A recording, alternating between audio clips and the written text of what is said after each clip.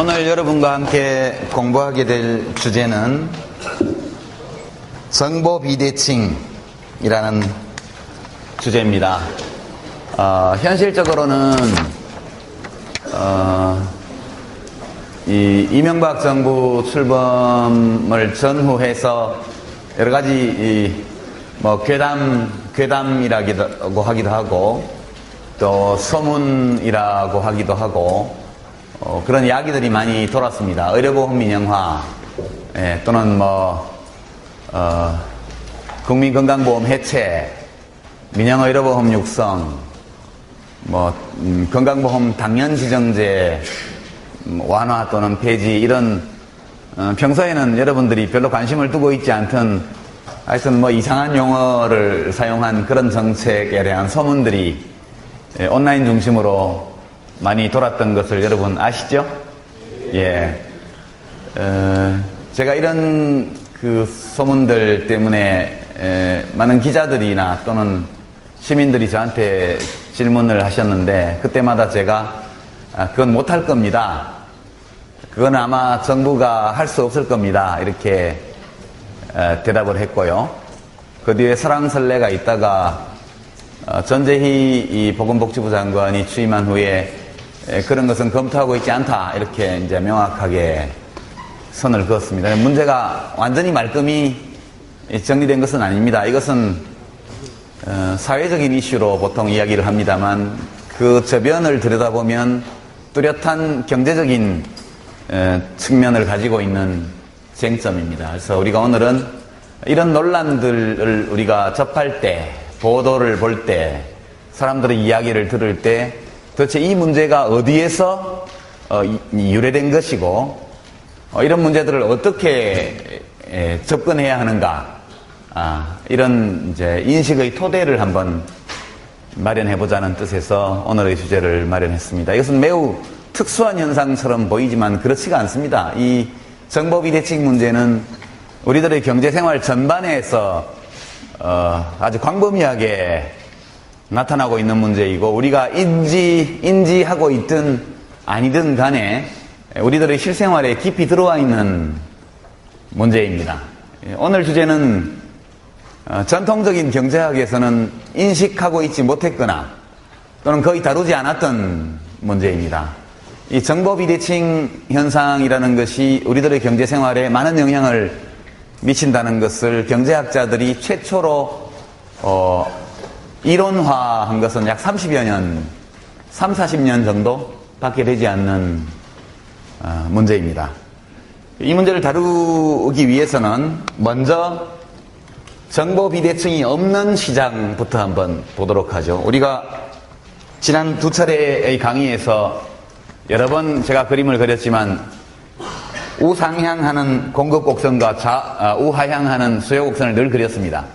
그것이 왜 우상향하는지, 왜 우하향하는지에 대해서 제가 정밀하게 여러분에게 기하학적인 또는 이론적인 설명은 하지 않았습니다. 대체로 그냥 그렇게 알고 있자 얘기를 했죠.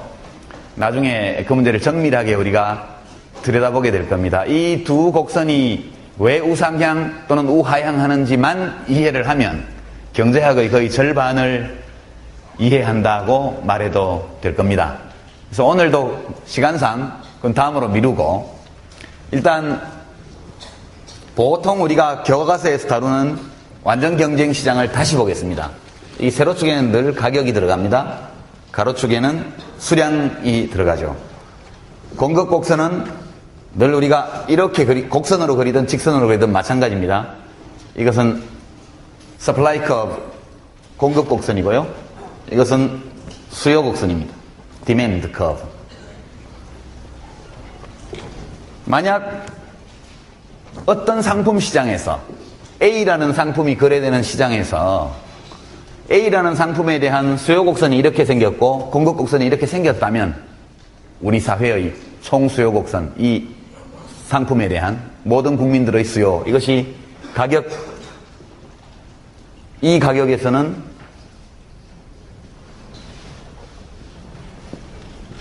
이것을 P1이라고 하겠습니다. 이 가격에서는 소비자들이 Q1만큼을 수요하게 됩니다. 공급자들은 이 가격이 이 정도 수준에 있을 때는 요만큼만을 공급하려고 그래요. 이것을 Q1, 이것을 demand라고 하고요. 작게 D를 씁니다. Q1S라고 쓰겠습니다. 공급량. 만약 가격이 여기 형성되었다고 하면은 공급자들은 요만큼밖에 공급을 안 하려고 그러고 수요자들은 이만큼을 살려고 그럽니다. 수요는 지나치게 많고 공급은 부족하니까 가격이 올라야겠죠. 예. 소비자들은 더 높은 가격을 누군가 부르더라도 사려고 하고 주식시장에서 똑같은 현상이 나타나는 것과 마찬가지입니다. 그래서 가격은 올라가게 되어 있습니다. 만약 반대로 가격이 P2에 어떤 이유에서건 형성되어 있는 상황이라면 소비자들은 Q2D만큼을 수요하게 될 것이고 공급자들은 Q2S만큼을 공급하려 하겠죠. 그렇지만 이 가격에서는 공급자들이 물건을 다 팔 수가 없어요. 수요가 부족하니까 가격이 내려가야 됩니다. 우리가 우상향하는 곡선과 우하향하는 곡선이 서로 간에 관계를 맺고 있다면 늘 어딘가 교차점에 균형이 있게 마련입니다. 그래서 우리가 이 A라는 상품 시장에서는 결국 균형 가격은 P0, 균형 거래량은 Q0에서 형성된다 이렇게 말합니다.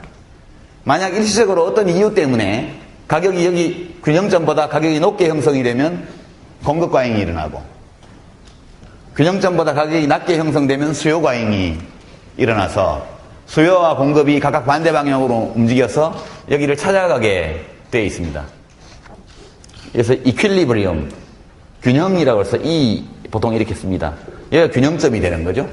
균형 가격은 P0, 균형 거래량은 Q0 이렇게 됩니다. 이것은 누가 간섭하지 않아도 그냥 이렇게 되는 거죠.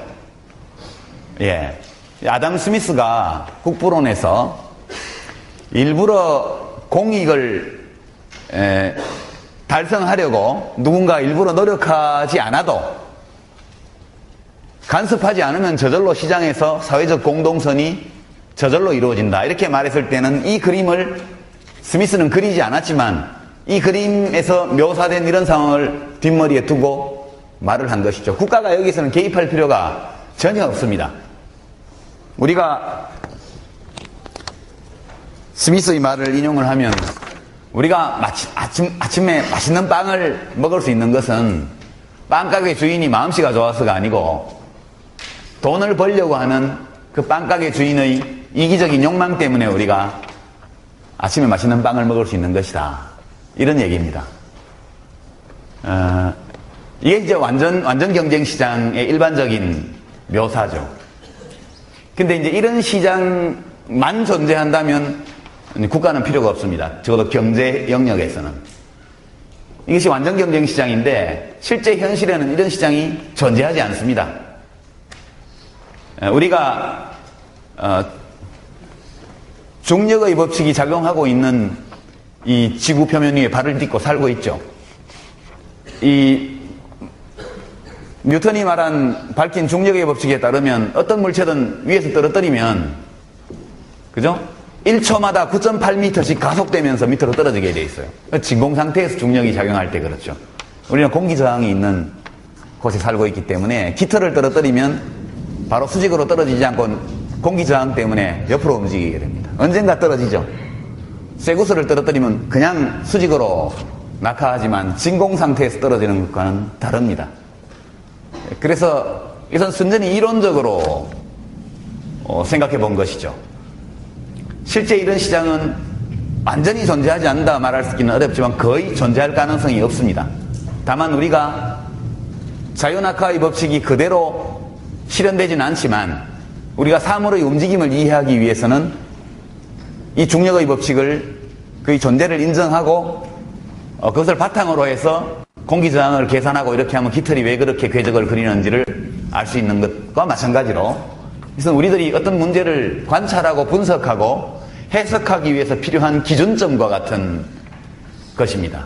이런 완전 경쟁 시장이 실제로 성립하려면 어떤 학자들은 한 15가지 정도의 조건이 충족돼야 된다고 말을 하고 어떤 학자들 한 4가지 정도를 들지만 중요하게 저는 한 6가지 정도의 조건이 충족된다면 이런 시장이 성립할 수 있다. 이렇게 오늘 여러분에게 말씀을 드립니다.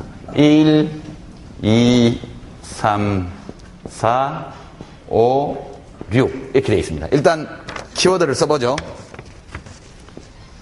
첫 번째 조건은 균질 상품입니다. 두 번째 조건은 무수한 공급자, 수요자입니다. 3번은 자유로운 진입, 퇴출.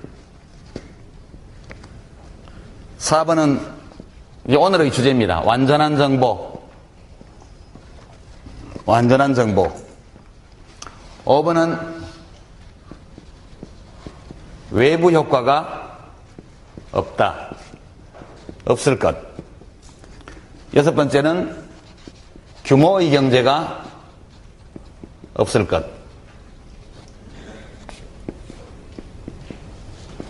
예. 균질 상품, 무수한 공급자, 무수한 수요자, 자유로운 진입 퇴출, 완전한 정보, 외부 효과가 존재하지 않는 것, 규모의 경제가 작용하지 않는 것. 이 무제한적인 반응 속도부터 시작해서 온갖 다른 엄밀한 조건들을 추가할 수 있지만 그것들을 제외하고 중요한 항목들만 보면 6가지 정도의 조건이 필요합니다. 이런 조건이 충족되면 이런 현상이 일어난다는 거죠. 충족되지 않으면 다른 현상이 일어납니다. 각각의 조건이 충족되지 않을 경우에 어떤 일이 벌어지냐를 가지고 각각 아마 수천 편의 박사 논문이 그동안에 탄생했을 겁니다. 이 5번째, 4번째 완전한 정보, 이 조건이 성립하지 않을 때 무슨 일이 벌어지느냐를 밝힌 사람은 노벨 경제학상을 받았습니다. 조지 에클로프라는 사람인데요. 예. 그러니까 경제학에서는 보면 이렇게 아주 순수하게 이론적인 모델을 만들어 놓고 중요한 전제 조건 중에서 어떤 것이 충족되지 않으면 무슨 일이 벌어지느냐를 이론적으로 논증합니다. 그러면 이제 학위 논문이 나오게 되죠. 박사학위 논문을 제일 많이 만든 모델이 이 모델일 겁니다. 하나씩 잠깐씩만 설명을 할까요? 균질 상품. A라는 상품으로 분류되는 모든 상품들은 서로 완벽히 대체 가능하다. 그런 뜻입니다. 그런 상품이 있나요? 혹시 그런 상품을 아는 학생 한번 손 들어보세요.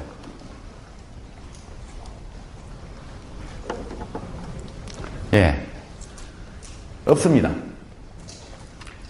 완벽하게 대체 가능한 상품이라는 것은 없죠. 예. 대체로 대체 가능한 상품은 있습니다. 여러분들 삼다수와 무슨 빼어날 수 대체 가능하죠? 똑같은 생수입니다. 그럼 완벽하게 대체되지는 않습니다. 브랜드가 있기 때문에. 어떤 사람은 꼭 삼다수를 찾아요. 그 사람이 고향이 제주도라서 그렇든 다른 이유가 있든. 이것을 프레퍼런스라고 합니다. 소비자의 선호.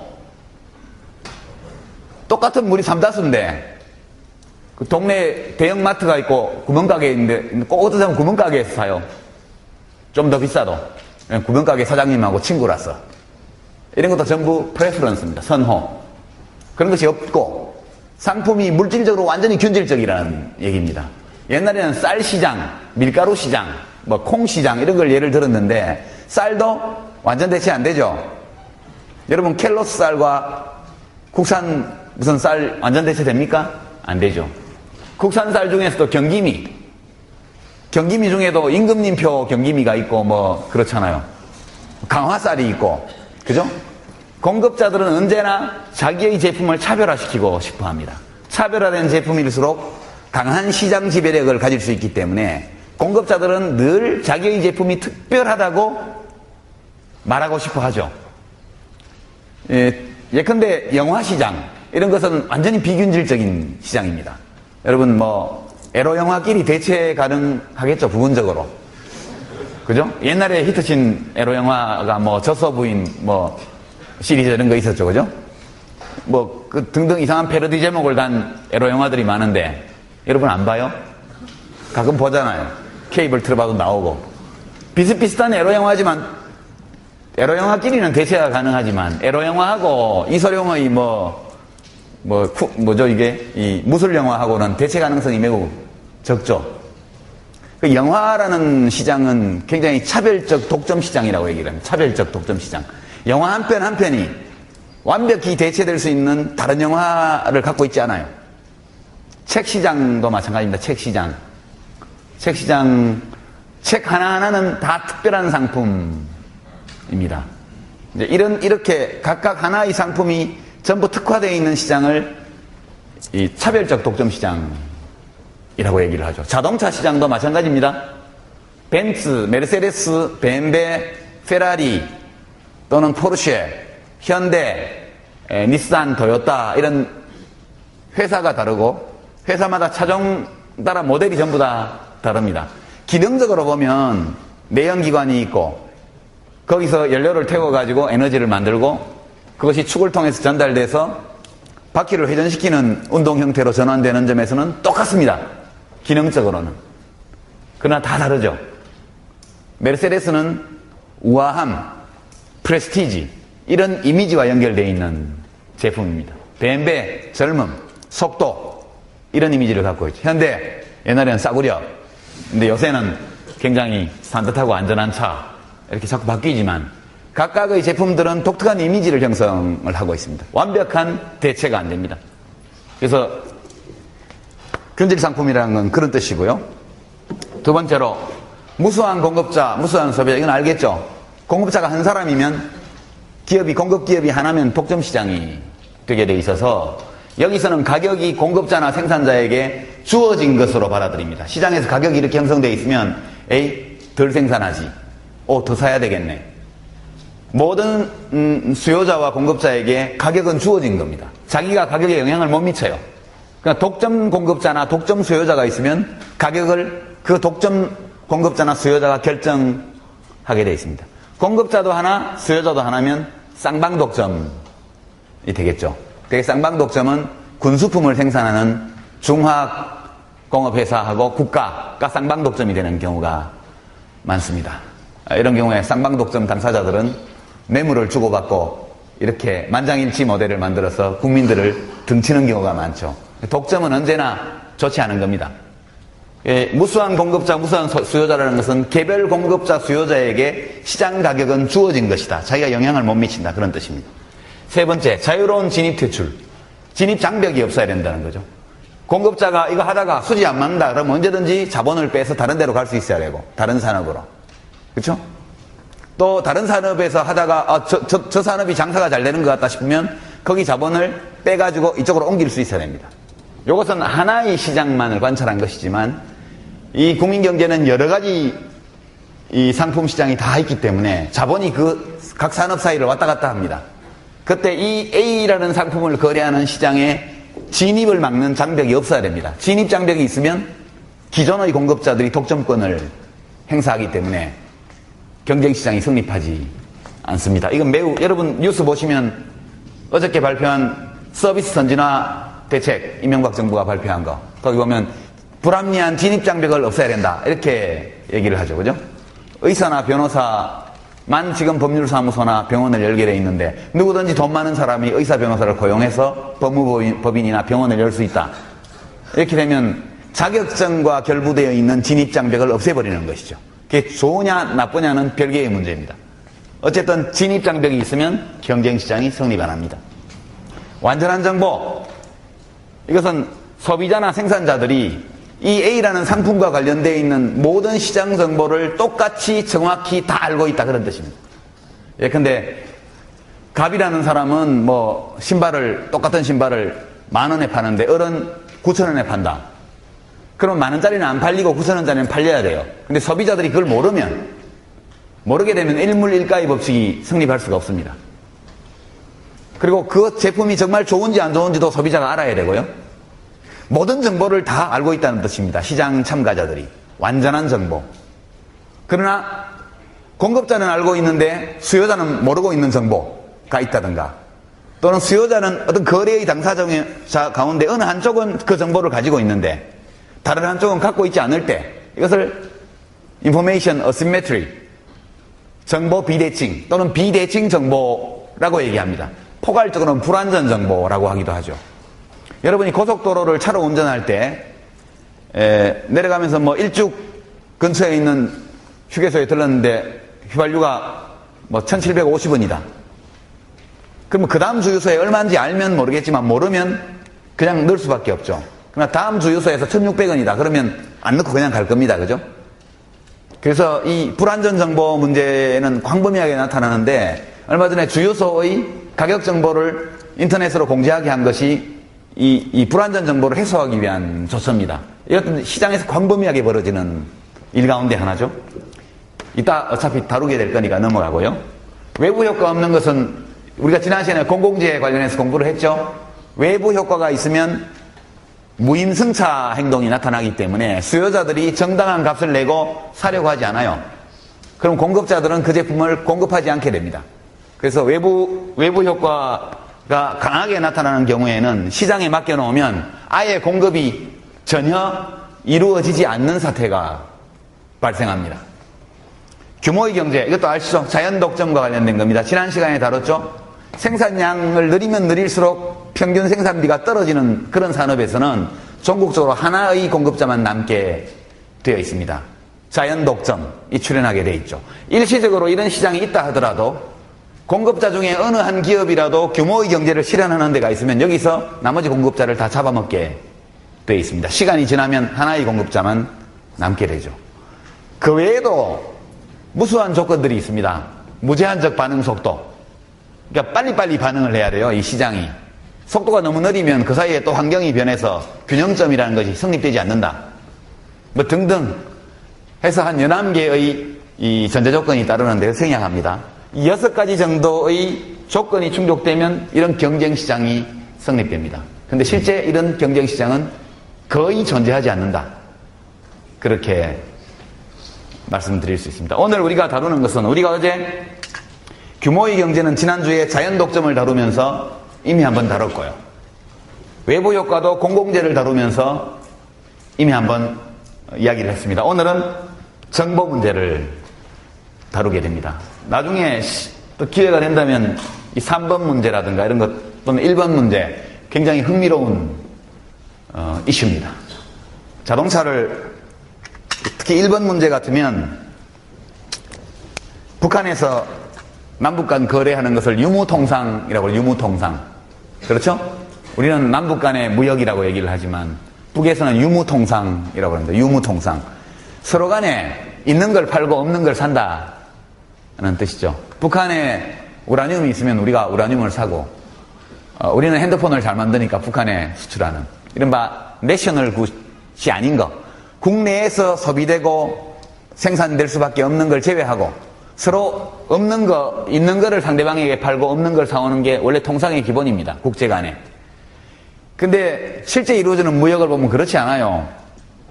한국도 자동차를 잘 만들죠. 그리고 유럽과 미국에 수출을 하잖아요. 동시에 한국 사람들은 또 미국과 일본과 유럽에서 자동차를 사오죠.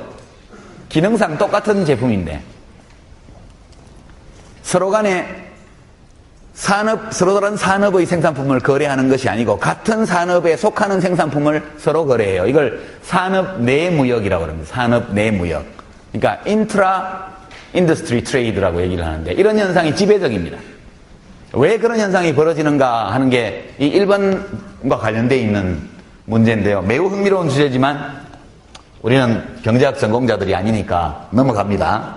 혹시 나중에 다룰 기회가 있으면 너무나 재미있는 현상이기 때문에 한번 다루도록 그렇게 하겠습니다. 오늘은 이제 정보 비대칭에 대해서 여러분께 스피디하게 설명드리겠습니다. 무척 재미있는 현상이지만 이해하기에 그렇게 어려운 현상은 아닙니다. 정보 비대칭 현상은 원래부터 광범위하게 존재하고 있던 현상인데 경제학자들의 눈에 들어온 것은 얼마 되지 않습니다. 이 정보 비대칭 시장을 그냥 내버려두면 누군가가 적절히 개입해서 이 정보 불균형을 바로잡지 않으면 이 정보 불균형으로 인한 피해자가 있고 수혜자가 있습니다. 문제가 거기서 끝나는 것이 아니고 시장 그 자체가 완전히 붕괴해버리는 공급자도 망하고 수요자도 망하는 그런 사태가 발생하게 됩니다. 굉장히 충격적인 이론이었는데요. 처음에 등장했을 때는 이것이 아담 스미스의 조화론적 세계관을 다 망가뜨리는 그런 겁니다. 아까 6가지의 완전 경쟁 시장을 성립시키는 조건들이 어느 하나라도 충족되지 않으면 누군가 일부러 애쓰지 않아도 저절로 모든 사람들이 이기적 욕망에 따라서 행동하면 사회적 공동선이 이루어진다는 이 아담 스미스의 조화론적인 세계관이 다 무너지는 겁니다. 이건 이미 무너졌죠, 이론적으로는. 여러분, 뷰티풀 마인드라는 영화 혹시 보신 학생 있나요? 거기 보면 존 내시라는 정신분열증을 앓던 사람이 노벨상을 받습니다. 그 사람이 20대에 쓴 논문 때문에 노벨상을 60대가 돼서 50대, 60대가 돼서 노벨상을 받게 되죠. 대학원생 시절에 쓴 논문입니다. 게임 시어리의 기초가 되는 내시 균형이라는 그런 모델이었는데요. 그 짧은 아주 수학 공식으로 가득 차 있는 그 논문 하나가 국부론 이후 250년 가까이 경제학계 사회과학을 지배했던 아담 스미스의 세계관을 완벽하게 무너뜨리죠. 이 세상은 그렇게 조화로운 것이 아니다. 갈등과 대립으로 가득 차 있고 이 갈등과 대립, 각 개인의 이기적 욕망에 따른 행동, 이런 것들은 모두가 공도 동망하는 비극으로 끝날 수도 있다. 오히려 그와 같은 각자 이기적 욕망에 따른 행동이 공동선을 이끌어내는 것은 아주 예외적인 경우이고 일반적으로는 공동선을 해친다. 이런 결론이 되겠습니다. 그만큼 충격적인 것은 아니었지만 이 조지 에클로프라는 사람의 레몬 시장에 관한 논문, 이것이 많은 경제학자들에게 충격을 줍니다. 이게 1970년에 발표된 논문인데요.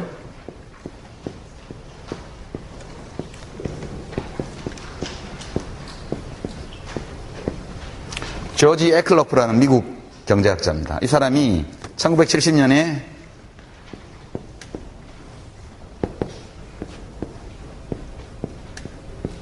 The Market for Lemon 이라는 논문을 발표합니다. 여기서 레몬이라는 것은 먹는 레몬이 아니고 불량 중고 자동차를 말하는 것이죠. 그 사람이 이 논문에서 불량 중고 자동차라는 걸 발음하기가 굉장히 어려우니까 약칭을 레몬으로 한 겁니다. 그래서 이게 매우 흥미로운 논문인데요.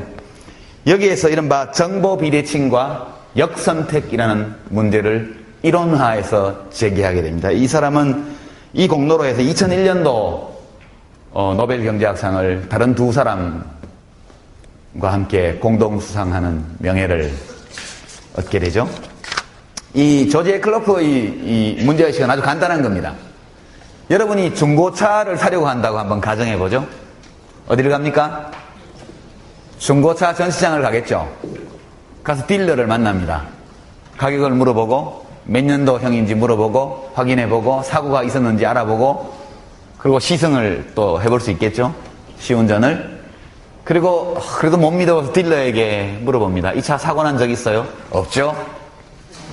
엔진 상태 어때요? 좋죠. 그래서 돈을 주고 삽니다. 한 달도 못 가가지고 펜벨트가 끊어지고 오일이 새고 이런 일이 막 벌어집니다. 왜 이런 일이 벌어지냐 하면 그 중고차의 상태에 대해서 딜러는 굉장히 정확히 알고 있습니다. 그렇죠? 딜러는 전문가니까 알고 있죠. 이게 엔진이 썩었다 아니다 이것은. 그 중고차를 딜러에게 제공한 사람도 자기 차 상태를 알고 있죠. 사고가 났는지 안 났는지. 그렇지만 사는 사람은 확인할 길이 없죠. 그러니까 중고차를 사는 사람은 누구나 어떻게 생각하냐면 이 차는 불량일 가능성이 많다. 이렇게 생각하고 값을 깎으려고 그럽니다. 이 거래에 응하는 사람이라면 당연히 자기 차가 불량이라는 걸 아는 사람은 그 값에 팔겠죠. 그러나 자기가 정말 차를 잘 관리해서 썼다가 차를 팔려고 하는 사람은 그 값에 안 팔려고 그럴 겁니다. 공급자는 차에 대한 정확한 정보를 갖고 있습니다.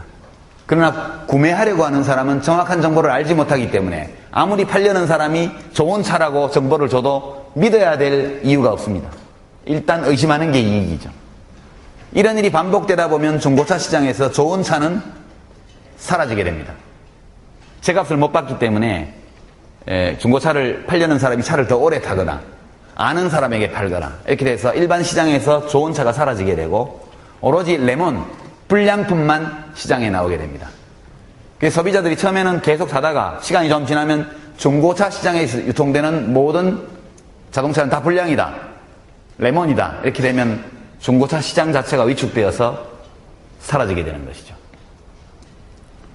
이건 역선택이라는 정보 비대칭이라는 이런 것처럼 어떤 것을 거래하는데 거래의 두 당사자가 있고 그 당사자들이 그 제품에 대해서 서로 다른 정보를 갖고 있는 상황, 또는 한쪽은 정확한 정보를 가지고 있고 다른 한쪽은 그런 정보가 없는데 정확한 정보를 가지고 있는 사람이 제공하는 정보를 거래 상대방이 믿어야 될 아무런 인센티브가 없는 경우, 이런 경우에 정보 비대칭이 발생했다고 얘기를 합니다. 이 정보 비대칭이 발생하면 좋은 것은 원래 시장에서 거래될 때는 좋은 것, 우수한 것이 선택되는 과정입니다. 그래야 그것이 제대로 돌아가는 시장이죠. 불량품은 퇴출되고 우량 상품이 거래돼야 마땅한 거죠.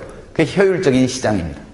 그런데 이 시장은 좋은 상품은 시장 밖으로 밀려나고 시장 안에는 나쁜 상품만 남게 되어 있습니다. 이것이 adverse selection이라고 얘기합니다. 역선택.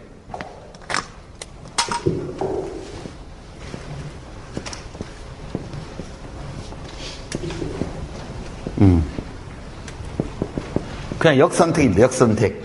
뒤집어진 선택이다. 수은 선택이 아니고, 수은 선택, 좋은 것이 선택되는 그런 과정이 아니고, 선택이란 것은 원래 나쁜 걸 제끼고 좋은 거를 뽑는 걸 선택이라고 그러는데, 이 경우에는 역선택, 나쁜 것이 뽑히는 거죠. 이해할 수 있겠습니까? 이 상황을? 여러분, 어렵지 않죠?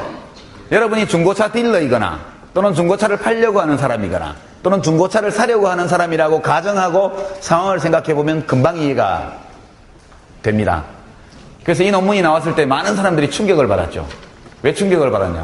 이 간단한 걸 나는 왜 생각을 못했을까? 대학원 수준의 경제학 교육을 받은 사람이라면 누구나 볼 수 있는 문제이고 누구나 생각할 수 있는 간단한 이론입니다. 이런 이론이 나올 때마다 경제학자들은 자기 머리를 때리죠. 바보. 나는 왜 이 생각을 못했을까? 그 생각을 하면 노벨상을 받죠.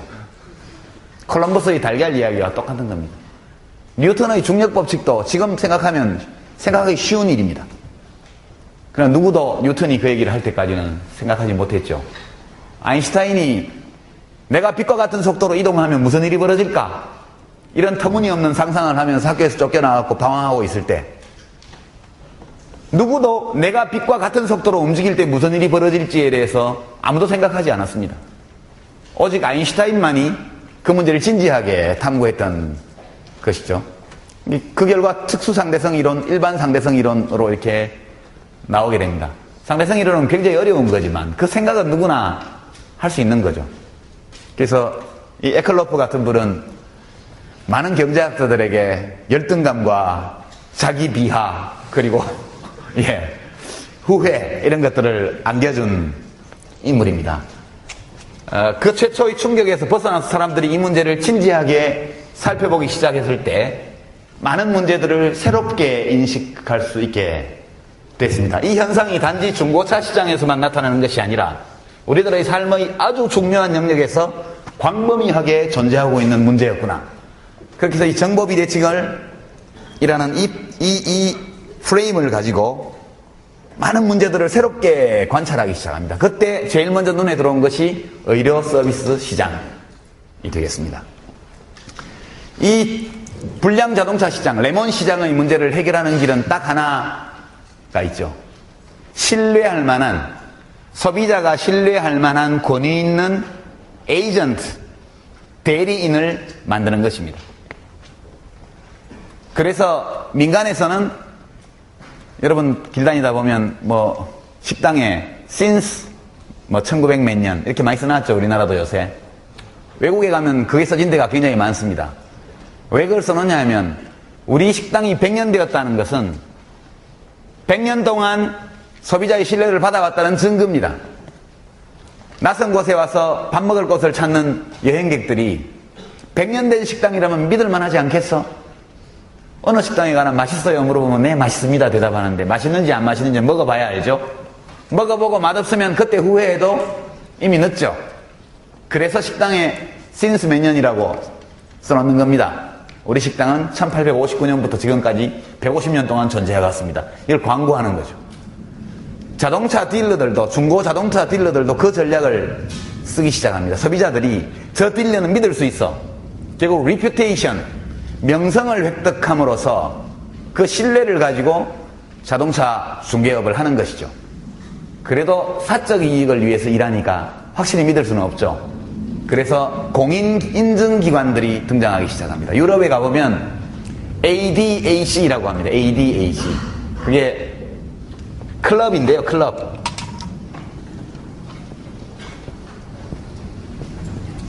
이 독일에서 맨 먼저 만들어진 클럽입니다. 이게 원래는 알게마인의 도이체 아우토 클럽인가 그래요. 그러니까 독일 자동차를 모는 독일 사람들의 모임, 뭐 이런 정도 뜻이겠죠. 클럽 동호회 비슷한 겁니다. 여기에서 중고자동차 인증 사업을 합니다. 그러니까 이 ADAC의 회원들은 그 서비스를 받을 수가 있어요. 자동차를 살 때. 그래서 그 시운전을 한다고 자동차를 몰고 가서 저 ADAC의 어느 지점에 가가지고 사무실에 가서 테스트를 요청을 하면 그 엔지니어가 나와가지고 테스트를 다 해준 다음에 평가서를 써줍니다. 그 딜러들이 거짓말을 하기가 매우 어려워. 이런 식으로 리퓨테이션을 확실히 가지고 있는 에이전트를 형성함으로써 이 레몬 시장이 붕괴하는 위험으로부터 소비자와 공급자를 지킬 수 있는 거죠. 이런 원리로 대응을 합니다. 의료 서비스 시장은 레몬 시장과 보다 훨씬 더 정보 불균형 문제가 심각합니다. 우리 일반 운전자들은 자동차에 대한 전문 지식이 없기 때문에 이 자동차가 좋은지 나쁜지를 정확하게 판단할 수는 없습니다. 그러나 운전해보면 악셀 밟을 때 가속이 잘 돼야 되고 브레이크 밟을 때 부드럽게 써야 되고 서울의 자유로 같은 데를 달리거나 인천공항 고속도로를 달릴 때 핸들을 놓으면 자동차가 똑바로 가야 됩니다. 핸들을 놓을 때 핸들이 돈다든가 이러면 조향장치에 이상이 있죠. 이런 정도의 판단력은 있습니다. 근데 여러분이 어느 날 갑자기 배가 아파요. 무지하게. 왜 아픈지 압니까? 뒷골이 땡겨요. 원인이 뭔지를 모릅니다. 자기 몸에 대해서. 갑자기 우울해지고 친구들이 미워지고 선생님이 원망스럽고 이런 우울증 초기 증세가 생길 때 그것이 왜 그런지를 사람들은 모릅니다. 자기의 건강이 이상이 생겼을 때 그 이상이 생긴 원인이 무엇인지를 일반 환자들 또는 의료 서비스 수요자들은 판단할 수 없습니다. 서로 짐작한다 하더라도 이 증세에 어떤 의료 서비스가 필요한지, 얼마만큼 필요한지, 어떤 약품이 처방돼야 되는지를 여러분 압니까? 모르죠? 여기 혹시 약대 학생이나 의대 학생이 있습니까? 손 한번 들어보세요. 약학대학이나 의과대학 없나요? 약대 의대생들도 모를 거예요. 예. 여기서는 소비자 주권이 성립할 수 없습니다. 소비자 주권이라는 것은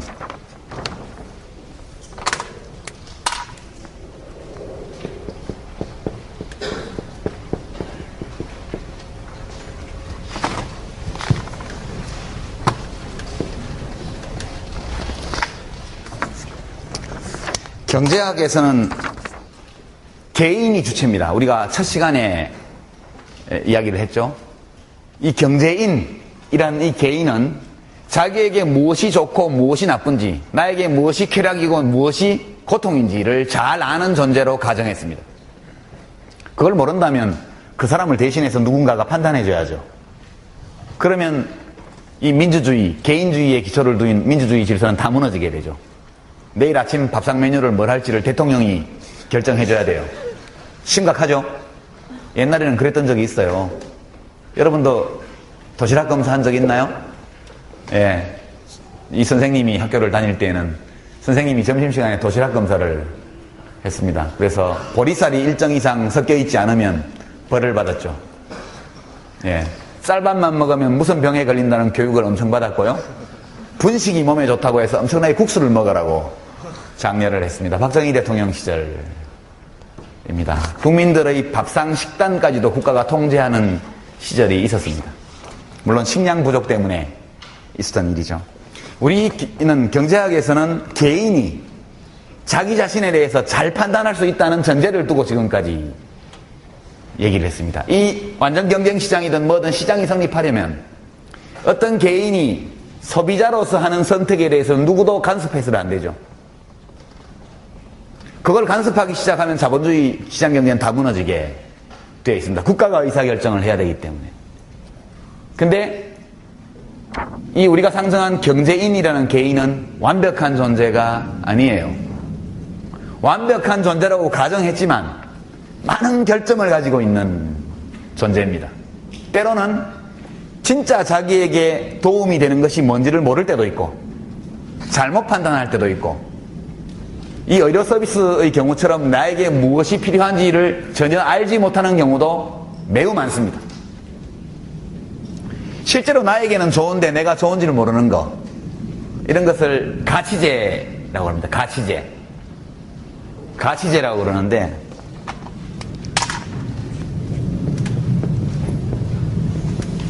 가치제가 있으면 비가치제도 있겠죠? 이게 merit good, 이게 이제 demerit goods라고 합니다. 교과서에는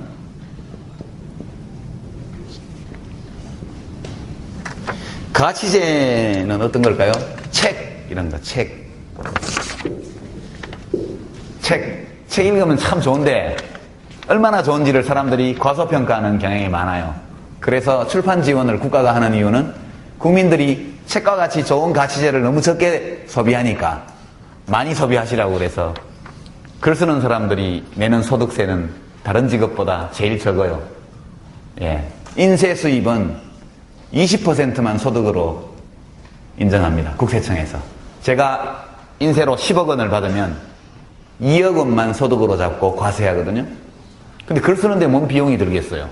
80%를 비용으로 쳐주거든요.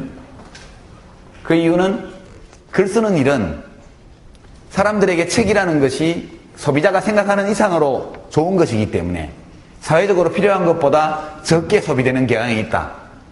그러니까 이걸 많이 소비시키려면 싼 값에 공급이 많이 이루어져야 되니까 공급자들에게 그런 혜택을 주는 겁니다. 필자들에게. 재밌죠? 이것도. 왜 그럴까? 국세청에서 소득 인증 비율을 나타낸 표를 보면 학술 연구, 집필 이런 게 제일 세율이 낮게 되어 있습니다. 가시제는 많이 있습니다. 연극, 영화, 전부 문화상품이 일반적으로. 그래서 영화진흥기금, 도서관을 국가가 운영하고 또 박물관을 국가가 만들고 이 모든 것들이 다 이런 것들이 가치제이기 때문입니다. 국민들이 자기가 생각하는 것보다 더 좋은 거니까 더 많이 소비하게 하는 거죠. 비가치제는 어떤 게 있을까요? 좋다고 생각하는데 실제 안 좋거나 술, 오케이. 예, 담배, 또 극단적인 경우 마약, 포르노 비디오 이런 게 전부 다 좋다고 생각을 하지만 실제로는 좋지 않거나 덜 좋거나. 비가치제는 규제합니다. 규제. 세금 매기고, 그죠? 예, 담배값 올린다 그러면 흡연자가 봉이냐 그렇게 하는데 봉이 돼야 됩니다. 좋지 않은 거를 자꾸 소비하니까 값을 자꾸 올려서 덜 소비하게 해야 돼요. 술도 마찬가지고 각종 마약 이런 건 전부 다 비가치제 해당합니다. 이야기가 엇길로 갔는데 오늘은 그거 다루는 게 아니고 예, 정보 비대칭을 다루는 거니까. 소비자 주권이 의료 서비스 시장에서는 성립되지 않습니다. 소비자가 왕이 아니에요. 의사가 왕입니다. 왜냐? 의료 소비자는 자기에게 뭐가 좋은지를 아예 판단할 수 없으니까 의사가 대신 판단하는 거죠. 소비자 주권이라는 것이 등장할 수 있는 근거가 전혀 없어요. 소비자에게는 선택권이 없습니다. 내가 의사여서 나에게 무엇이 필요한지 잘 아는 경우에조차 성립 안 됩니다. 내가 의사인데 운전을 하고 가다가 차가 전복됐습니다. 그래서 어깨뼈가 부러졌어요. 쇄골이 부러졌어. 야, 이 쇄골 치료는 현대아산병원의 김 박사가 진짜 잘한다. 이걸 내가 알아요. 그걸로 가야 돼요. 그래서 내가 사고 난 것이 충청남도 홍성군이다. 가겠어요? 못 가지. 못 가는 겁니다. 그러면 홍성의료원에 가가지고 일단 붙여야죠. 선택권이 없습니다. 환자에게는. 거래를 위한 협상도 못합니다. 맹장염에 걸렸어요. 내가 의사예요. 알아요. 맹장염이라는 거를. 근데 병원비 얼마예요? 물어보고 우리 50만 원이에요. 그러면 비싸네. 저 옆 동네는 30만 원밖에 안 하던데 다시 택시 타고 옆 동네로 갈 수 있나요? 못 가죠. 소비자 주권이라는 게 성립되지 않습니다. 그래서 완전 공급자 시장입니다. 만약 의료 서비스를 시장 원리에 맡겨놓는다면 무슨 일이 벌어질까? 의사가 세계를 지배하겠죠. 그렇지 않습니까? 서양 속담에 재산을 잃으면 조금 잃는 것이요, 명예를 잃으면 많이 잃는 것이요, 건강을 잃으면 다 잃는 것이다. 그런 격언이 있습니다. 아플 때 사람은 소비자 주권이 성립되지 않는 세 번째 이유. 첫 번째는 뭐가 뭔지 몰라서. 두 번째는 알아도 선택할 수 없어서. 그렇죠? 세 번째는 인간이 비합리적이어서. 이게 세 번째 이유입니다. 내가 재산이 한 1000억쯤 되는 부자라고 하죠. 백혈병에 걸렸습니다. 근데 어떤 의사 선생님이 또는 한의사가, 침구사가 보장합니다. 침 한 방으로 당신의 백혈병을 완전히 낫게 해주겠다. 당신의 1000억 재산 중에서 999억을 나에게 달라. 여러분 어떻게 하겠어요? 어떤 사람은 너무 비싸요. 반만 가져가세요. 500억. 거래를 할 수 있겠죠. 그래서 침 한 방울 맞고 다 났어요. 진짜 완벽하게 나았어. 혈액검사하고 조직검사 다 해봤는데 완벽히 나았습니다. 그래서 무슨 생각이 들까요? 도둑놈. 도둑놈, 그런 생각이 들 겁니다. 소송할지 모르죠. 민사소송. 위계에 의한 어쩌고 이렇게 해가지고. 사람은 효용함수라는 걸 갖고 있어요. 효용함수는 어떤 거냐면 나는 맑은 하늘이 흐린 하늘보다 좋아. 이것이 하나의 효용함수라고 할 수 있습니다. 다른 사람은 난 비 올 때가 좋더라. 나는 맑은 하늘보다 흐린 하늘이 좋아. 이 두 사람은 서로 다른 효용함수를 가지고 있다. 경제학자들은 그렇게 이야기합니다. 사람은 건강할 때와 심한 병에 걸렸을 때 다른 인격체가 됩니다. 한 사람이 서로 다른 두 개의 효용함수를 갖고 있다는 것은 인격의 분열이에요. 우리가 알고 있는 경제인의 상식으로 보면. 사람은, 개인은 일관성이 있는 존재입니다. 자기의 가치체계, 가치판단. 근데 아플 때는 재산을 다 주고도 건강을 사려고 했던 사람이, 그런 효용함수를 갖고 있던 사람이 몸이 낫고 나니까 그거 너무 비싸. 한 1억 원만 줬어도 충분한데 다른 효용함수를 가지게 됩니다. 아플 때와 아프지 않을 때는 그 개인이 전혀 다른 인격체가 되는 것이죠. 그러니까 아플 때 맺은 계약은 낫고 나면 자기가 한 계약이 아니에요. 그건 다른 사람이 한 계약이지, 사실상. 이런 문제가 있습니다. 그래서 이것을 시장 원리에 그냥 맡겨서 공급자와 소비자가 협상해서 가격을 정하게 하는 이런 식으로 하게 되면, 옛날에 가뭄이 크게 들면 문전옥답 열맞이기를 보리쌀 서말하고 바꾸듯이 몸 아픈 사람이 자기 전 재산을 의사한테 갖다 바치고 치료를 받는 일이 발생하게 되어 있습니다. 이 세 가지 이유 때문에 의료 서비스 시장은 완전 경쟁 시장도 아닐 뿐만 아니라 거기서는 소비자가 왕으로서 주권을 행사하는 것이 원천적으로 불가능한 시장이 되는 겁니다. 근본적인 출발은 정보비대칭이 가장 큽니다. 정보비대칭. 의료 서비스 시장은 완벽한 정보비대칭 시장입니다. 여기는 등가 교환이라든가 합리적 거래라든가 이런 것들이 전혀 성립할 수 없습니다. 의사협회에서 나온 성명 이런 걸 보면 대한민국 의료제도를 사회주의 의료제도다 이렇게 이야기하더군요. 사회주의 의료제도다. 사회주의라고 하는 이유는 모든 국민을 강제로 보험에 가입하게 했다. 보험에 가입하냐 안 하냐는 경제 주체인, 합리적 경제인이 스스로 선택해야 되는 문제인데, 국가가 법으로 모든 국민이 자동적으로 직장보험이나 지역보험에 가입하도록 강제를 했잖아요. 이건 선택권에 대한 침해. 보험에 드냐 마냐는 각자가 결정하는 문제지 왜 온 국민을 다 보험에 들게 하냐. 둘째, 왜 물건값을 정부가 정하냐. 지금 의료 서비스 가격은 보건복지부 장관이 고시하도록 되어 있습니다. 장관이 지 맘대로 하는 게 아니고 건강보험 심사평가원이라는 기관이 있습니다. 조재현 씨가 홍보대사죠. 모릅니까 여러분? 라디오 광고나 TV 광고 보면 심평원 씨 이렇게 물어보면 아 예 그러면 어느 병원이 감기에 항생제 덜 써요? 이렇게 물어봅니다. 저 이제 심평원 씨라면 네 그러면 의과대학 나오셨어요? 이렇게 물어보죠. 어떻게 잘 아냐? 조재현 씨가 건강보험 심사평가원의 홍보대사입니다. 배우 조재현 씨가. 근데 가격을 정할 때 심사평가원에 전문가들을 모아놓고 의료서비스의 가격을 거기서 가입자단체, 의료단체, 시민단체, 정부, 전문가 이렇게 다 모여가지고 결정을 합니다. 그래서 해마다 장관이 뭐 칼로 째가지고 꼬매는 데는 얼마 이렇게 하게 됩니다. 직접 얼마라고 하는 건 아니고 몇 점, 이렇게 몇 점, 찍고 꼬매는 거는 몇 점, 뭐 소독만 하는 거는 몇 점, 뭐 하는 거는 몇 점 이렇게 점수로 주면 병원에서 시술을 하고 나서 그 점수를 보고하면 이쪽에서 점수에 따라서 곱하기 얼마에서 돈을 내려보내주는 이런 제도를 우리가 갖고 있죠. 그래서 물건값을 정부가 지 맘대로 정하니까 이게 사회주의 아니고 뭐냐. 이렇게 일리가 있죠? 그럼 반대로 한번 가볼까요? 그걸 다 없애버리면 의사들이 세상을 지배하게 되어 있습니다. 이 소비자 주권이 성립되지 않는 극단적인 정보 비대칭 시장이 의료 서비스 시장인데 처방이 두 가지가 있습니다. 1.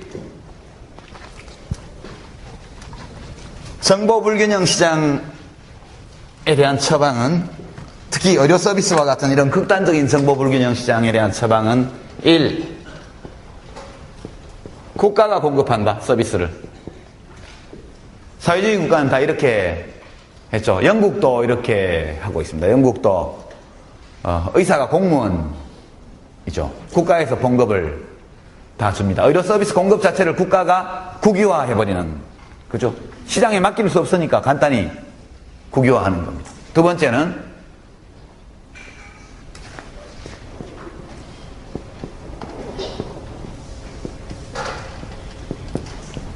민간 공급자를 허용하고 동시에 가격 규제를 하고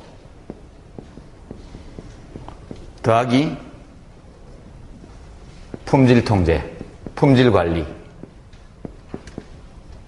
이렇게 하는 방법이 두 번째 방법입니다.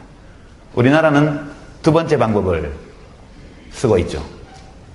물론 첫 번째 방법도 있습니다. 국립의료원 이런 데는 국가가 직접 하고 있죠. 거기 의사 선생님들은 국가 공무원입니다. 국립의료원의 회계는 국가회계의 일부로 되어 있죠. 그것은 아주 미미한 비율 10% 많이 잡아도 15% 정도만이 국가가 공급하고 있고 나머지 85% 이상을 민간 공급자가 우리나라는 공급하고 있습니다. 경북대학교는 여기 들어가죠. 경북대학교 병원. 이것은 국립대학병원입니다. 그죠? 국가에서. 의사 선생님들은 뭐 공무원은 아니지만 기관 자체는 국가기관입니다. 나머지는 전부 종합병원에서 동네 병의원에 이르기까지 민간 공급자들이고 이걸 다 허용합니다. 가격은 보건복지부 장관이 고시하고요. 그죠?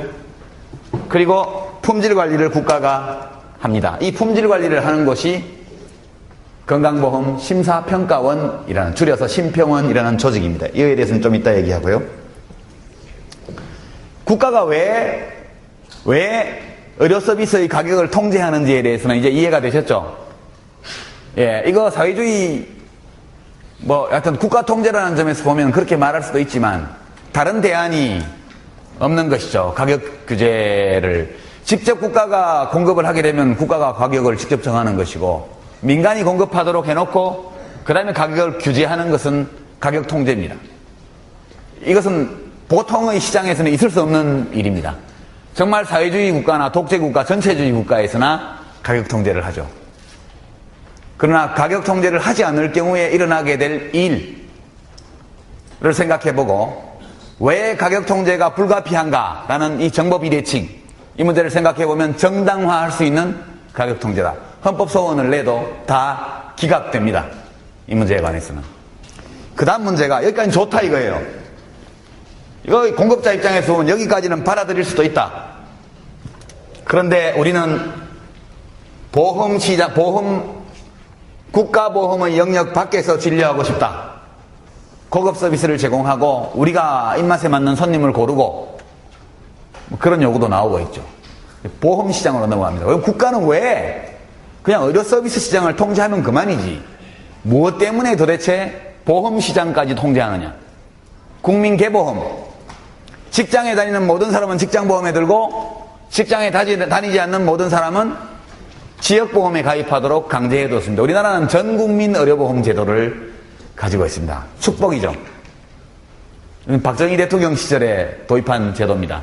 전면 도입은 아니고 그때 조그맣게 도입했고 차차 20년 30년 동안 넓혀서 오늘까지 왔습니다. 미국 같은 나라는 보십시오. 지금 힐러리 클린턴도 16년 전에 그랬고 지금 오바마의 제1공약이 전국민 의료보험이라는 거 여러분 아시죠? 미국은 3억 명의 국민 가운데 5천만 명이 보험이 없습니다. 의료보험이.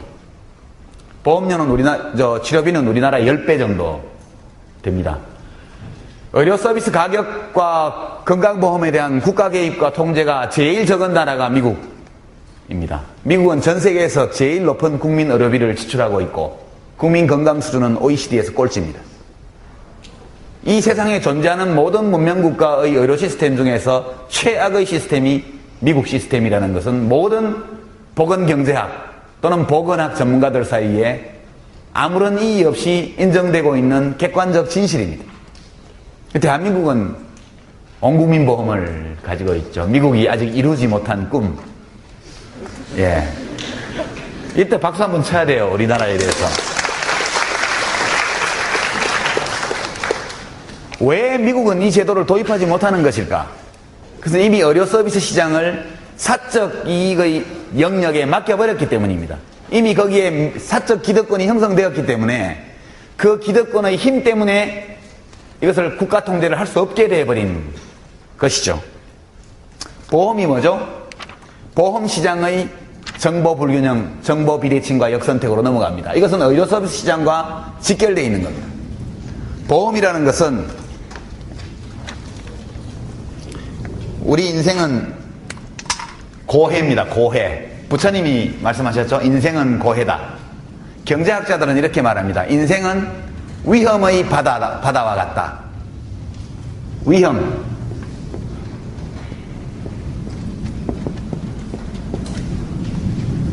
우리 인생은 위험을 헤쳐나가는 항해와 같습니다. 질병, 실업, 그죠? 우리 삶을 위협하는 가장 큰 위험 요인. 죽는 거는 어차피 죽는 거니까 빼고. 질병, 사고, 산업재해, 그 다음에 실업자가 되는 거, 소득이 없어지는 거. 굉장히 큰 위험이죠. 그 다음에 가족들로부터 버림받는 거. 이것도 나이가 들면 엄청나게 큰 위험입니다. 장수, 오래 사는 거. 장수는 축복일까? 천만의 말씀. 장수는 때로 저주가 될 수 있습니다. 소득과 재산이 없는 장수. 돈 없이 오래 사는 것만큼 큰 위험이 없죠. 우리 삶은 많은 위험으로 가득 차 있습니다. 이 위험으로부터 시민들을 지키기 위해서 사회적 연대를 만들어냈습니다. 각자 돛담배를 몰고 이 위험의 파도가 몰아치는 바다를 항해하는 인생, 정말 고달프죠. 그래서 사람들은 역사 속에서 제도를 진화시켰습니다. 이 돛담배들을 끈으로 묶어서 거대한 선단을 만들어서 웬만한 파도에는 흔들리지 않게 만든 거죠. 그것이 5대 보험입니다. 고용보험, 산재보험, 국민연금, 노후보험, 그 다음에 건강보험, 최근에 장기요양보험. 대한민국은 이 5개의 보험을 다 가지고 있습니다. 전 세계 10개국도 안 됩니다. 이렇게 5개의 보험을 다 가지고 있는 나라는. 장기요양보험은 독일보다 우리가 10년 늦게 만들었고 일본보다 약 5년 늦게 만들었습니다. 제도의 진화 측면에서 보면 독일과 일본에 비해서 10년 이상 뒤떨어져 있지는 않습니다. 우리나라가. 보험이란 것은 뭐냐 하면 이 위험으로부터 사람을 지키는 계약입니다. 이것이 현실화되지 않을 수도 있고 현실화될 수도 있죠. 그렇습니다. 운이 좋은 사람은 끝까지 위험을 안고 그 위험이 현실화되지 않은 가운데 살아갑니다. 그러나 운이 없는 사람은 이 위험이 현실화되는 상황을 맞이하죠. 그러면 이게 손실이 발생합니다. 그죠? 손실이 발생해요. 불이 났다. 그럼 재산 손해가 발생하고 병이 들었다. 그러면 치료비 또 입원해 있는 동안의 소득 손실, 간병 비용, 또 가족들의 심리적 고통 이런 손실이 발생합니다. 건강보험을 예를 들면 그때 보험자가 있어서 이 손실이 나면 내가 맡아줄게. 손실을 보전합니다. 보험사가. 그 대신 여기 위험을 안고 있는 개인들이 여기다가 보험료를 내는 거죠. 이 손실을 보전하는 방식은 이 사람에게 보험금을 지급하는 겁니다. 이 거래는 매우 특이한데요. 위험을 거래하는 겁니다. 위험을. 보험사는 이 사람의 리스크가 현실화됐을 때 자기가 물어줘야 되는 돈이라는 위험을 감수하고 그 대가로 보험료를 받죠. 보험가입자는 매월 보험료를 내는 조건으로 사고가 안 나면 그 돈을 그냥 버리는 거예요. 보험료 실컷, 건강보험료 실컷 내놓고 1년 내내 병원에 한 번도 안 가면 그냥 내버리는 돈이잖아요. 자동차 보험료 내고 10년 동안 무사고 10년 동안 돈만 냈다는 얘기예요. 얼마나 억울해요. 그렇지만 행복하죠. 이 세상에서 제일 행복한 사람은, 대한민국 국민 중에 최고 행복한 사람은 건강보험료 최고 등급, 한 달에 몇백만 원 보험료 내고 1년 내내 한 번도 병원에 안 가는 사람, 최고로 행복한 사람입니다. 대한민국에서 최고 돈 많이 벌고 최고 건강하다, 그런 뜻이에요. 이 세상에 돈 많고 건강한 것보다 행복한 게 어디 있어요. 그러나 사람들은 불평을 합니다. 나는 병원에 한 번도 안 가는데 보험료는 왜 이렇게 많이 나와? 한 달에 20만 원씩. 한 달에 20만 원 보험료 내려면 수입이 한 500만 원 이상은 돼야 돼요. 500만 원 이상. 연봉 6천만 원 이상 받고 몸 건강해서 병원에 한 번도 안 갔으면 주여, 부처님, 알라시니여 감사합니다. 이렇게 해야지 왜 불평을 해? 그것은 보험의 성격을 이해하기 못하기 때문이에요. 보험료 많이 내고 보험금을 절대 안 타는 사람이 최고 행복한 사람입니다. 리스크를 만나지 않고 가는 사람이니까. 이것이 보험계약입니다. 여기서 건강보험이라고 하죠. 이거를 국민건강보험이라고 합시다. 이 국민건강보험은 참 특이한 조직이에요. 만약 이 건강보험이 아니라면, 민간보험이라면 여기서 정보비대칭이 발생합니다. 자, 이제 보험회사, 내가 보험회사 에이전트입니다. 여기 있는 학생이 보험 가입을 하러 온 계약자예요. 둘이 대화를 합니다. 자, 이 설문지를 작성해 주세요. 담배를 피우십니까? 피워요? 안 피우죠? 그럼 아니요. 피우면? 피운다고 쓸래요? 안 피움. 그러니까 피우는데 속으로 찔리면 내일부터 끊지 뭐. 주량이 어떻게 되죠? 안 마셔요? 소주 한 병, 2병쯤 되겠네. 하여튼 마셨다 하면 소주 2병이 기본이라고 합시다. 소주 2병 쓰면 보험회사에서 좋아할까요? 소주 2잔 이렇게 쓰겠죠. 내일부터 좀 덜 먹지 뭐. 규칙적으로 운동을 하십니까? 하나요? 안 한다고 가정하죠. 안함 이렇게 쓰겠어요? 함 이렇게 쓰죠. 보험회사의 입장에서 보게 되면은 인간은 두 종류가 있습니다. 개인은 하나는 굿 리스크가 있어요. 또 하나는 bad 리스크가 있어요. 굿 리스크는 어떤 사람이냐 하면 보험사 입장에서 볼 때 이 위험이 현실화되지 않도록 매우 조심하는 사람. 건강보험이라고 할 것 같으면 건강을 챙기기 위해서 열심히 노력하는 사람. 아침에 일찍 일어나서 운동도 하고 식생활도 굉장히 건전하게 하고 술도 조금 마시고 담배도 안 피우고 겨울에 스키장에 가면 자기 실력보다 약간 쉬운 코스를 택해서 하고 매사에 조심하는 사람. 비용이 들죠? 굿 리스크들은 자기가 비용을 일부 들여가지고 자동차 보험은 마찬가지죠. 차간 거리를 넓게 두고 운행하는 사람, 급 핸들 조작, 급가속을 안 하는 사람, 자기가 잘 알아요. 내가 사고를 낼 확률이 얼마나 되는지, 내가 난폭 운전자인지 모범 운전자인지는 그 사람이 제일 잘 압니다.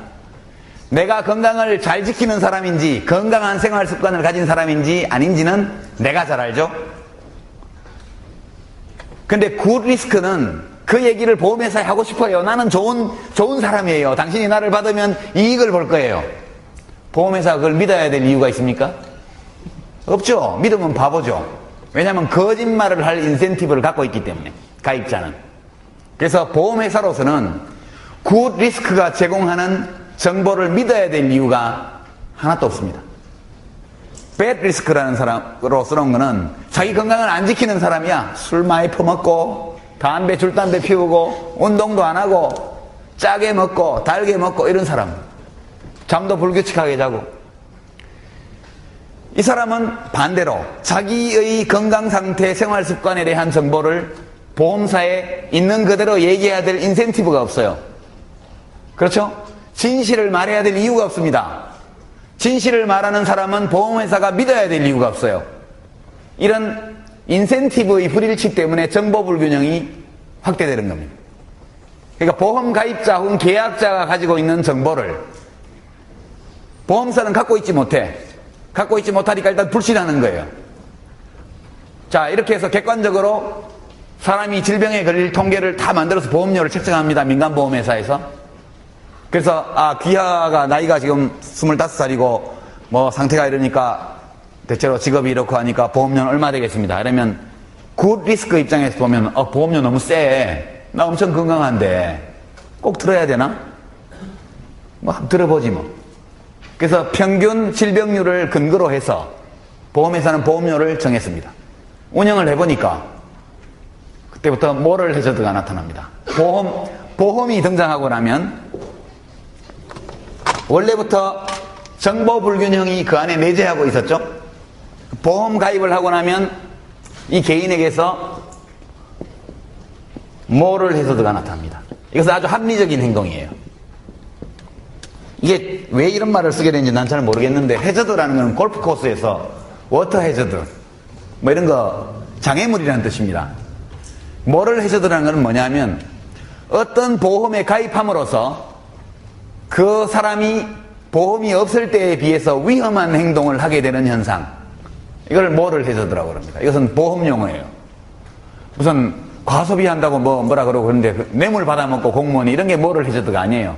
이걸 우리말로 도덕적 해이 이렇게 번역하니까 뭐 좀 윤리적으로 좀 이상한 행동을 하면 그걸 도덕적 해이라고 그러는데 전혀 관계없는 말입니다. 도덕적 해이는 지극히 합리적인 행동입니다. 건강보험이 없을 때는 스키를 조심조심 타던 사람이 건강보험 좋은 조건으로 가입하고 나면 위험한 코스를 택하게 됩니다.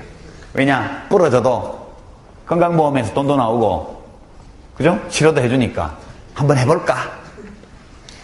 화재보험에 들지 않았을 때는 침대에서 담배를 피우지 않던 남자가 화재보험에 가입하고 나서는 침대에서 담배를 피웁니다. 불 나면 보험회사에서 물어주니까 사람들은 보험에 가입하면 덜 조심하게 돼요. 그래서 리스크가 보험 가입 전보다 높아지게 되어 있습니다. 이것은 매우 합리적인 행동이에요. 그죠? 바람직하지는 않지만 경제인의 관점에서 보게 되면 조심하는 데는 비용이 들기 때문에 그 비용을 조심하지 않음으로써 보험회사에 넘길 수 있잖아요. 보험에 가입했기 때문에 그전보다 더 위험한 행동을 하는 것을 엑스안테, 라틴어입니다. 엑스안테 뭐를 해줘? 사전적 뭐를 해주더라고 얘기를. 화재보험에 가입한 사람, 불이 났어. 일단 불날 행동을 막 했어. 확률이 높아졌어. 불이 났어요. 났으면 옛날 같으면 장롱 열고 막 금붙이 꺼내고 이렇게 할 사람이 이제는 몸만 도망가. 왜냐? 금붙이 거기 있어도 보험회사에서 다 물어줄 거니까. 비싼 그림이 하나 벽에 걸려 있는데 옛날 같으면 빨리 그림 떼서 도망갈 텐데 내 목숨 살려야지. 그림값은 보험회사에서 물어주니까. 위험이 현실화되었을 때 손실액이 커집니다. 원래보다. 이것을 엑스포스트 뭐를 해주더라. 사후적 뭐를 해주더라고 얘기를 해요. 보험이라는 것은 늘 사람에게 이런 행동을 유발하게 되어 있습니다. 이렇게 되니까 보험을 운영해보니까 손실이 났어. 그럼 보험회사는 어떻게 할까요? 보험료를 올리죠. 사고율이 원래 예측했던 모델보다 높았다. 가입자들이 보험료를 더 내십시오. 올려요. 올리면 제일 먼저 열받는 사람이 누굴까요? 굿 리스크. 나는 사고 안 치려고 그렇게 조심을 했고 병원에도 안 갔고 불도 안 냈는데 보험료를 올린단 말이에요. 열받았어. 계약 해지. 베스트 리스크가 나가버려요. 가입자 중에 최고로 사고율이 낮은 사람 이 탈퇴합니다. 그럼 이제 굿 리스크 또는 그냥 배드 리스크, 워스트 리스크도 있겠죠. 최악의 가입자 그런 사람들은 더 남게 되죠. 그러면 그 보험 계약자 집단의 위험도가 높아지고 손실액도 또 커집니다. 보험회사는 그 다음 시기에 보험료를 더 올려야 돼요. 또 올립니다. 또 올리면 그 다음에 베스트 리스크는 처음에 빠져나갔고 두 번째로 이제 베터 리스크가 또 빠져나가죠. 이런 순서로 계속해서 보험료가 오르고 좋은 계약자가 빠져나가는 소위 역선택 과정이 이 보험에서 벌어지게 되어 있습니다. 그래서 모든 보험에서 필연적으로 나타나는 현상이에요. 그래서 대책이 뭐냐? 디덕터블입니다. 디덕터블. 디덕터블이라는 거는 공제금.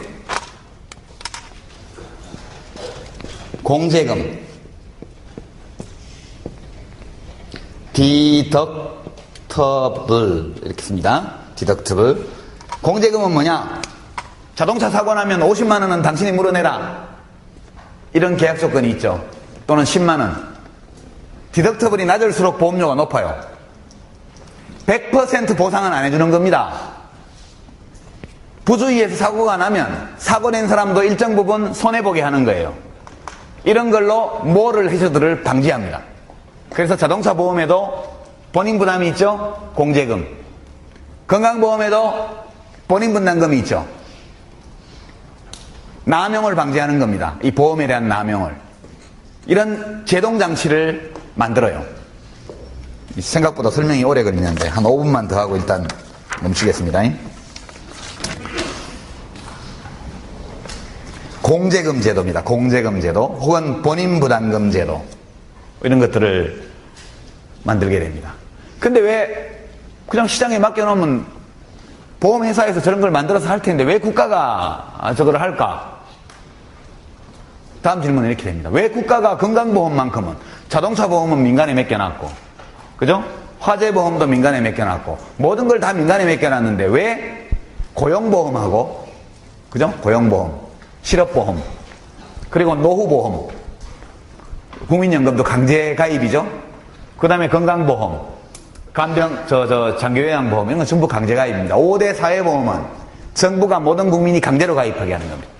왜 이 보험들만큼은 국가가 강제로 할까? 그런 의문을 가질 수 있겠죠. 강제로 하는 데는 3가지 정도의 이유가 있습니다. 이것은 건강보험에만 적용되는 것이 아니고 일반적으로 사회보험에는 다 적용되는 이유입니다. 왜 수많은 삶의 위험을 대비하는 여러 가지 형태의 보험 가운데 이 5가지만큼은 국가가 나서서 모든 국민이 가입하도록 강제하는 것일까? 첫 번째,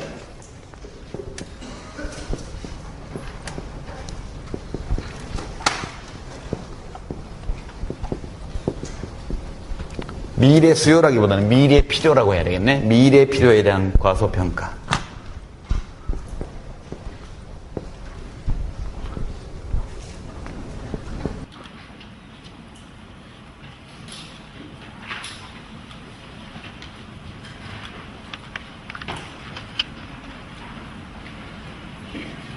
행운과 불운에 대한 주관적 판단. 세 번째는 사회적 연대, 이 세 가지 이유 때문에 강제보험은 첫 번째는 뭐냐? 인간은 현재를 사는 존재입니다. 과거를 돌아보고 미래를 예측하기도 하지만 우리가 발딛고 있는 이 시간은 언제나 현재예요. 현재가 제일 중요해요. 똑같은 금액의 돈이라도 내일 100만 원과 오늘 100만 원은 가치가 달라요. 심리적으로. 너 내일 110만 원 줄까? 오늘 100만 원 받을래? 그럼 미래에는 언제나 불확실성이 게재되어 있습니다. 저 친구가 오늘 저녁에 집에 가다가 교통사고로 죽어버리지 않을까? 그래서 현찰이 최고예요. 지금 right now 뭐든지 현찰을 챙겨야 돼요. 굉장히 중요합니다. 인간의 중요한 특성이에요. 현재가 제일 중요합니다. 그러니까 미래에 뭐가 필요할 거라는 걸 알지만 그 중요성을 과소평가하게 되어 있습니다.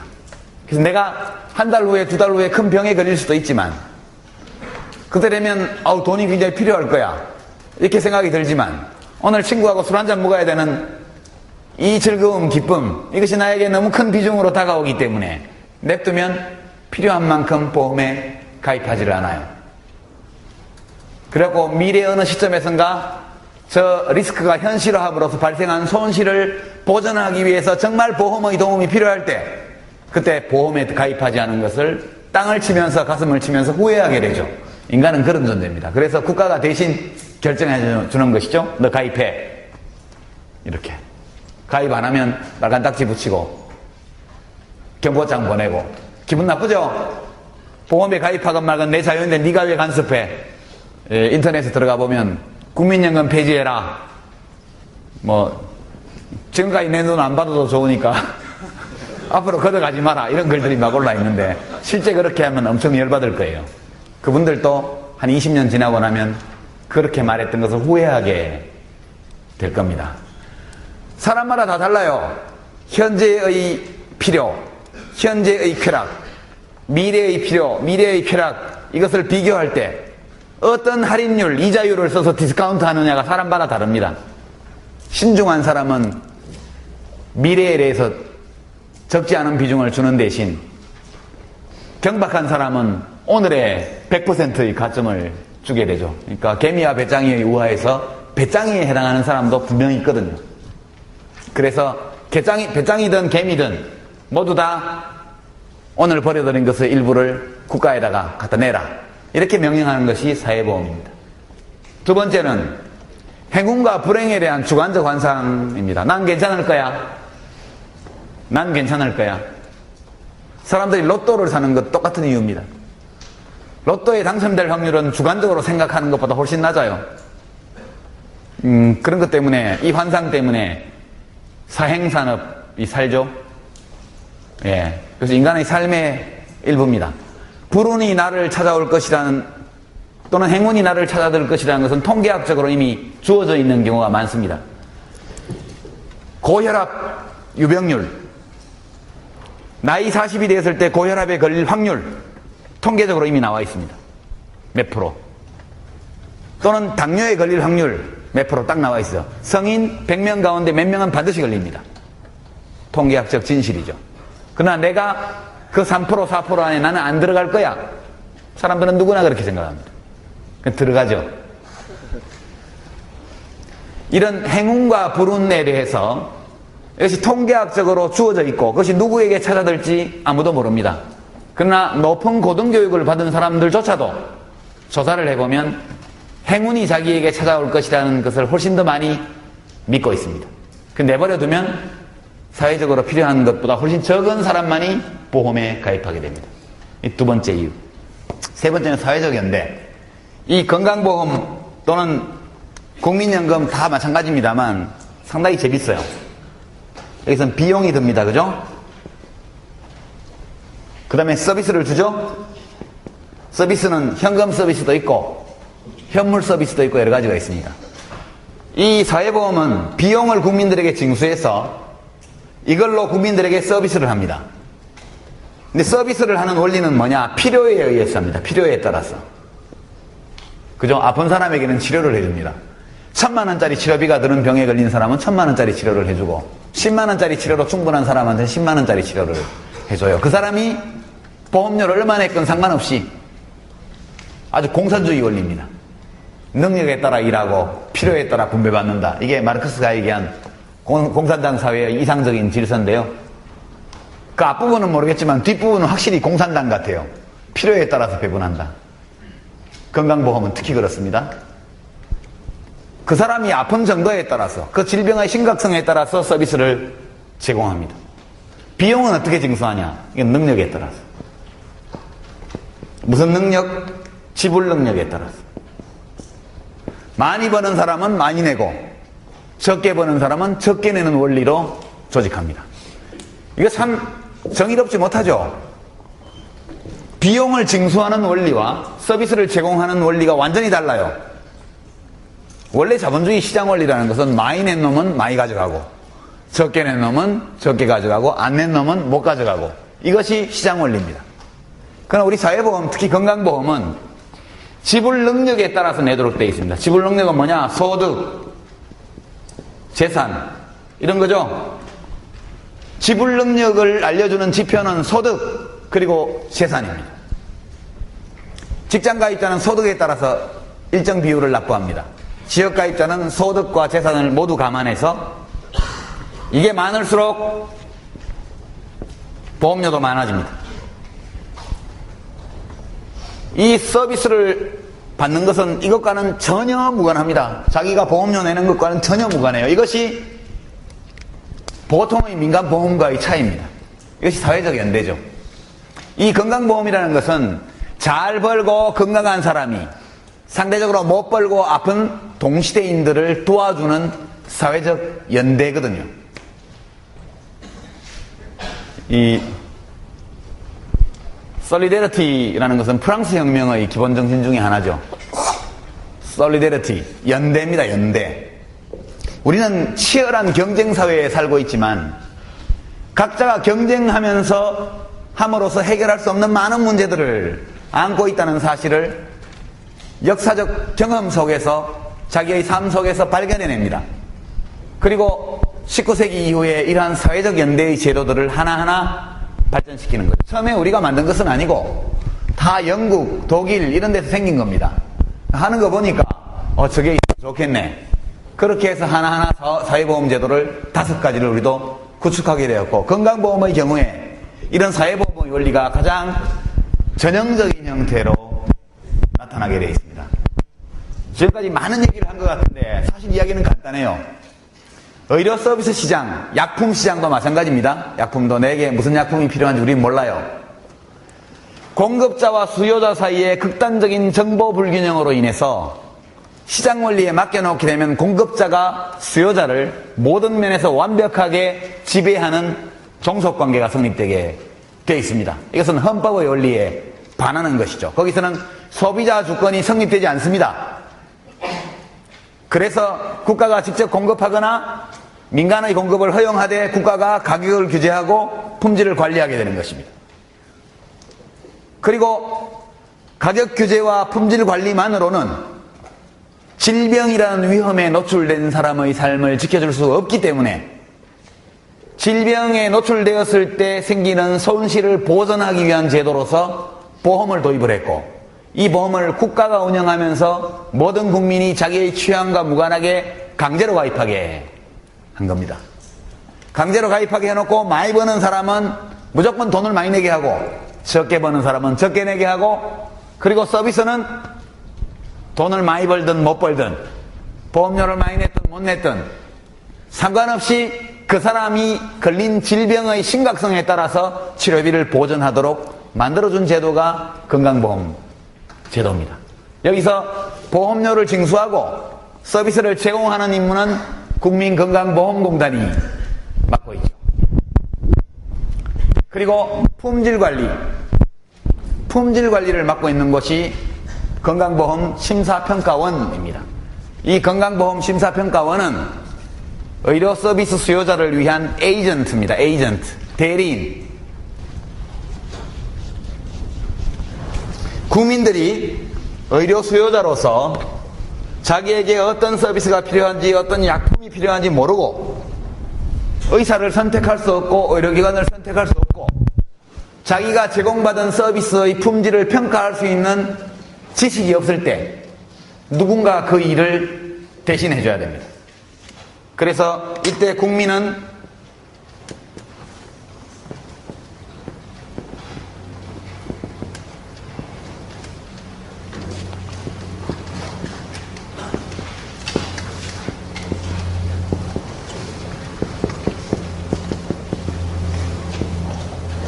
여기는 에이전트가 됩니다. 위임한 위임자 혹은 주인인 국민들을 대신해서 건강보험공단과 심평원이 에이전트 역할을 합니다. 이 사람들이 의료기관이 제공하는 서비스의 품질 관리를 해요. 평가를 합니다. 그래서 심사평가원이에요. 여기서 하는 일이 뭐냐? 내가 병원에 가서 수술을 받았는데 적정한 진료를 받았는지 적정한 비용을 냈는지를 알고 싶을 때 심평원에 이메일로 딱 넣으면 답장이 바로 오죠. 귀하는 적정한 진료를 받으셨습니다. 귀하는 과잉 진료를 받으셨습니다. 귀하는 적정한 진료를 받았지만 납부하지 않아도 될 치료비를 얼마 납부하셨습니다. 이렇게 딱 나옵니다. 그리고 병원들이 나한테 10만원짜리 치료를 해주고 혹시 건강보험공단에 100만원을 청구하지 않았을까? 그것은 곧 국민에게 10만원짜리 서비스를 주고 100만원을 받아가는 거니까 도둑질이죠. 그래서 수진자 조회를 합니다. 가끔 여러분 그런 엽서를 받을 겁니다. 귀하는 모일에 어느 병원에서 어떤 치료를 받으셨습니다. 맞습니까? 이렇게 묻는 게 옵니다. 난 그 병원에 간 적이 없는데 그런 게 왔어요. 그럼 누군가 내 주민등록번호를 도용해서 가라로 서류를 꾸며서 돈을 받아갔을 수 있죠. 그러면 저는 그 병원에 간 적이 없는데요. 딱 보내면 심평원에서 바로 조사가 들어갑니다. 어느 병원이 감기에 항생제를 많이 쓰느냐? 감기에는 항생제를 쓰지 않죠. 항생제는 세균을 죽이는 겁니다. 감기는 바이러스가 옮기는 거죠. 감기가 염증을 일으켜서 기관지염이나 폐렴으로 연결될 가능성이 농후할 때 이때 항생제를 쓰는 것이죠. 항생제는 균에게 내성을 길러주는 거기 때문에 함부로 쓰면 인체에 굉장히 큰 악영향을 미치게 됩니다. 그래서 소위 상기도 감염, 의사들은 감기를 상기도 감염, 기도 윗부분이 감염됐다 그런 상기도 감염 이렇게 쓰는데 거기에 항생제를 처방하는 것은 의학적으로 전혀 의미 없는 일일 뿐만 아니라 특히 아이들의 경우에는 그 항생제 내성을 세균에게 길러주기 때문에 잘못 처방하게 되면 굉장히 해롭습니다. 그래서 제가 장관을 할 때 부임하자마자 항생제 처방률을 공개했죠. 그 전에 공개해야 되는데 안 하고 있어서 시민단체가 소송 걸어가지고 공개 청구 소송에 져가지고 항소하겠다 그래서 그거 왜 항소합니까? 그냥 합시다 이래가지고 그때부터 지금 공개를 하고 있습니다. 처음에 했더니 100% 병원도 있었죠. 방문하는 모든 감기 환자에게 항생제를 처방한 병원이 있었습니다. 0%도 있었죠. 0%. 그 0% 병원의 시골 할머니 의사 선생님이 인터뷰도 나오고 그랬습니다. 모든 병원 의원의 감기 환자 항생제 처방률이 다 공개를 했습니다. 기관별로. 그래서 엄마들이 자기 동네 병원들에 찾아보고 항생제 처방률이 낮은 병원이 양심적인 의사 선생님이 있는 병원이다. 10%, 20%, 30% 정도는 그럴 수 있거든요. 왜냐하면 아기들은 폐렴으로 갈 수 있고 노인들도 있으니까 징후가 있을 때는 항생제를 써야 됩니다. 그래서 전반적으로 항생제 처방률이 쭉 내려갑니다. 그 의사 선생님들 사이에서도 난 막 99%가 뭐냐? 너무했다. 이런 식의 농담들이 왔다 갔다 했다고 그러죠. 항생제 처방률이 쭉 떨어졌습니다. 그런 일을 하는 곳이 심평원입니다. 심평원에 모든 정보가 다 있기 때문에. 주사제 처방률. 환자 오면 무조건 주사 놓는 병원 있죠. 또 우리 환자들도 무조건 주사 놔달라 그래요. 주사 놓는 거나 약 먹는 거나 똑같아요. 근데 주사는 쇼크라든가 감염 이런 위험이 있기 때문에 꼭 주사제가 필요 없는 환자는 주사제를 처방 안 해야 됩니다. 근데 주사제도 99% 주사제 처방 병원도 있어요. 그런 병원이 장사 잘 됩니다. 그 병원 가면 주사 한 대 맞으면 다 나. 근데 그 주사제에 뭐가 들었는지 아무도 모르죠. 심평원은 압니다. 쓸데없는 거 처방하면 행정조치하죠. 그런 일을 심평원이 합니다. 뿐만 아니라 종합병원 중에 어떤 곳이 간호사를 많이 확충하고 있고 서비스가 좋은가, 뭐 이런 것도 하죠. 소비자들이 선택권이 없는 시장이지만 그래도 제한적인 선택권이라도 행사할 수 있도록 각종 정보를 수집하고 가공하고 처리해서 공개하고 알리고 활용하도록 하는 것이 심평원의 일이죠. 얼마 전에 심평원 원장을 어떤 민간병원 이사장을 하면서 그동안에 심평원과 소송도 붙고 행정조치도 당하고 이런 분을 심평원장으로 임명을 했더군요. 심평원 노조는 굉장히 얌전한 노조입니다. 주로 여자들이고 또 약사들이기 때문에. 근데 거기서 몸에다 줄 묶고 옥상에서 내려오고 완전히 엄청난 싸움이 벌어져서 결국 사퇴를 했죠. 심평원장이. 그 일은 비유적으로 말하면 동네 불량배를 파출소 소장으로 임명한 거하고 거의 비슷합니다. 그분의 인격을 내가 폄하하려는 게 아니고 원리상 그렇다는 거죠. 재벌 회사의 구조조정 본부장을 공정거래위원장으로 임명한 것과 비슷하죠. 코드 인사는 해야 되는데 코드가 잘못되면 아주 곤란하죠. 코드 자체가. 그래서 이 심평원이라는 기관은 국민을 위해서 에이전트 역할을 하는 대단히 중요한 조직이고, 여러분들이 앞으로 살면서 심사평가원과 소통해야 될 일이 아마 많이 생길 겁니다. 전혀 모르고 살면 제일 행복하고요. 기왕 모르고 살 수 없다면 잘 사귀어보는 것이 매우 도움되는 그런 기관이라고 할 수 있습니다. 자, 대체로 강의는 오늘 오전에 전반부는 이걸로 마치겠습니다.